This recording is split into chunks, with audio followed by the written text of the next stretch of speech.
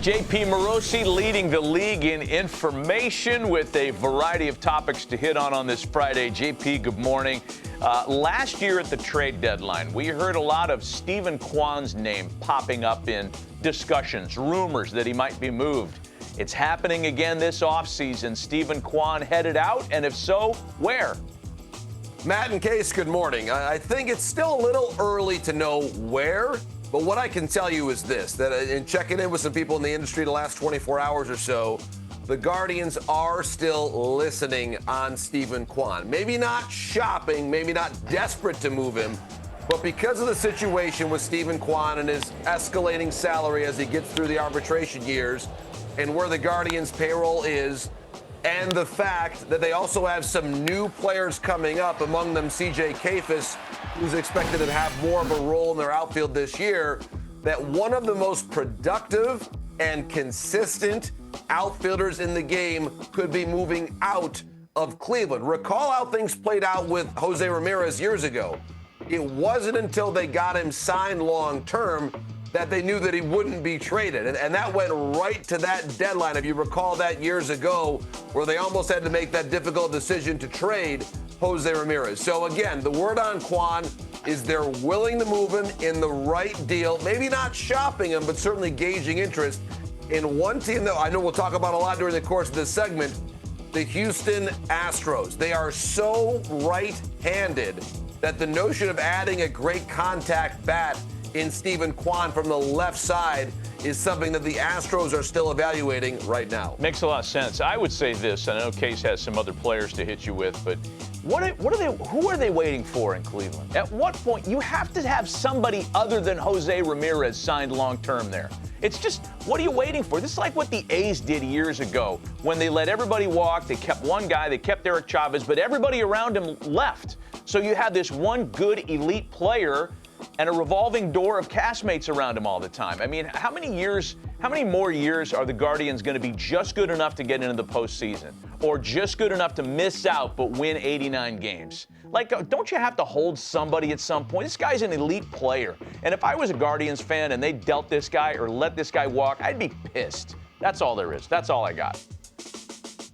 Fair enough. And a quick note on that, Matty. When you think about it, with 2 years left before free agency, this is the winter to get that deal done. So I agree with you that at this point, you either trade him or sign him long-term. And I think what you just laid out there, Matt, is the reason why Stephen Vogt is the back-to-back AL Manager of the Year, because their lineup on a lot of days late on in the year, even as they chased down the Tigers and won the division, a casual baseball fan looked at the lineup and said, I know Ramirez, I know Kwan, and the other names I'm still learning about, and yet they were still able to win the division. JP, speaking of trades and names that are being floated out there, there's one guy that I think could really help a roster right now, and that's Brendan Donovan. What are you hearing about him?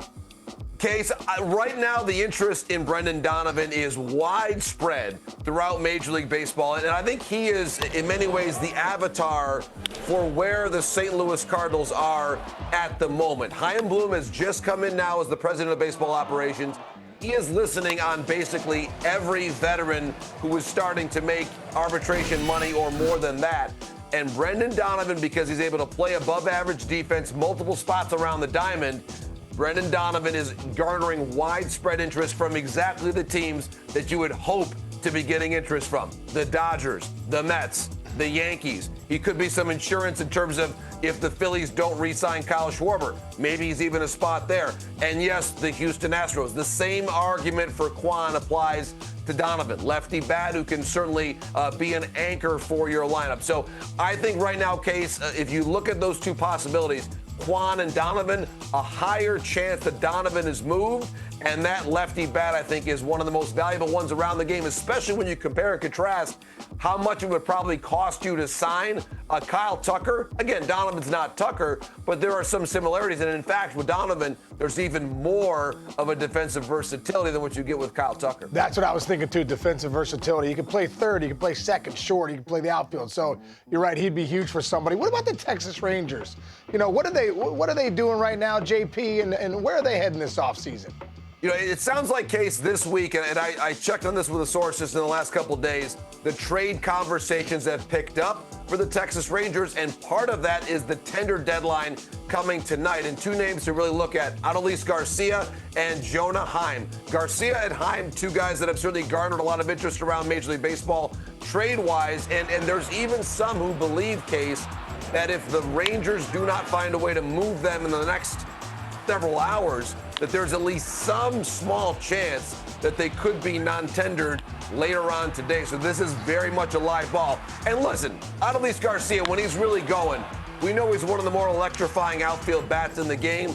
The Rangers are not World Series champions in 2023 without either of these guys. So I think it's still more likely that Heim or Garcia is moved than non-tendered. There's also even been some whispers out there about the possibility of Seager or Semien being traded.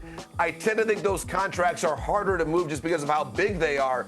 But it does seem to me right now, Case, it's going to be a busy day for business in Arlington, Texas, for the front office there, Chris Young, Ross Fenstermaker, trying to find a way to potentially move some contracts and get a little more dynamic in that lineup. There's not a lot of guys that I'm positive are going to be on that team on opening day. Wyatt Langford, yes. Seager and Semien, probably. But just about everybody else, maybe even Young, Berger, Heim, Garcia, a lot of names being discussed right now for the Texas Rangers. JP, with all those names being discussed, I'm just interested really quick. You talk about guys that might move for payroll flexibility, whatever the Rangers are trying to do. You got Jacob deGrom, who looks like he's back. I mean, he's obviously electric this season. He's healthy. He's got 2 years left on his deal. I think it's like around $35 million a year.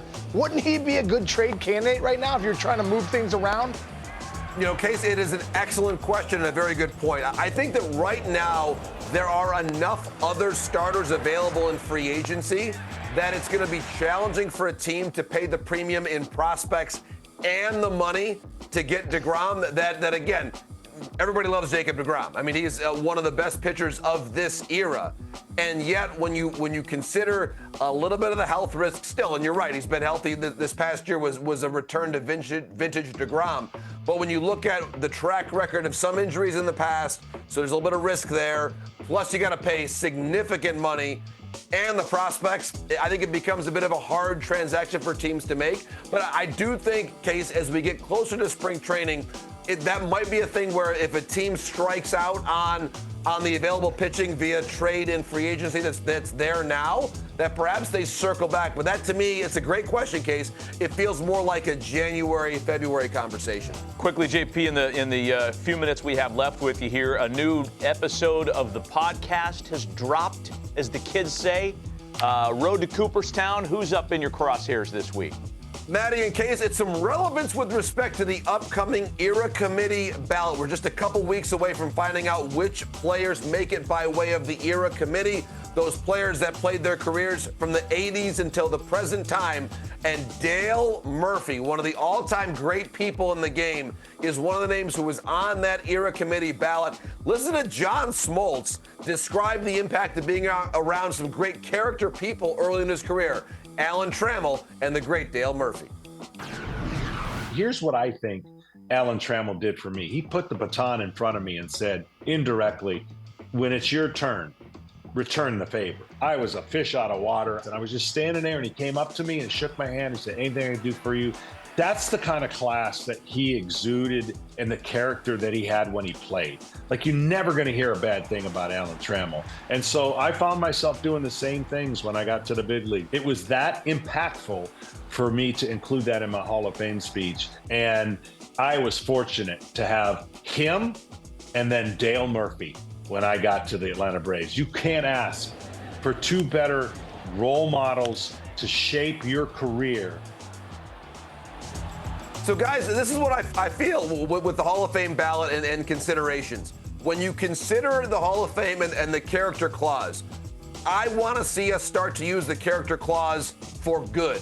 And when you see people like Alan Trammell, who did so much great for the game, and Dale Murphy, who has done so much great for the game, and the people around him, let's look at that as the tiebreaker in the positive way when you look at an ERA Committee ballot Dale Murphy, Don Mattingly on the ballot this year. There's some great first-class people on this ballot that I think you can start using that for good to really boost their credentials, even beyond being a two-time MVP like Dale Murphy was.